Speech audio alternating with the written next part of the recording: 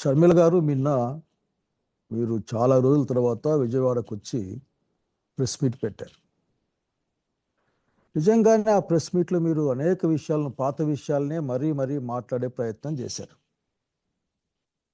అసలు ఎప్పుడైతే ఎన్డీఎఫ్ కూటమి అంటే బీజేపీ, జనసేన, తెలుగుదేశం పార్టీ కలిసి ఉన్న కూటమి ఆంధ్రప్రదేశ్ ప్రభుత్వానికి ఇబ్బంది వస్తుందో, లేక ప్రజల్లో వాళ్ళ యొక్క పరపతి తగ్గుతుందో అన్నప్పుడు మాత్రమే మీ ప్రెస్ మీట్లు పెడతారని ప్రజలు అనుకుంటుండేవాళ్ళు. కానీ నిన్న నాకు అట్లే అనిపించింది.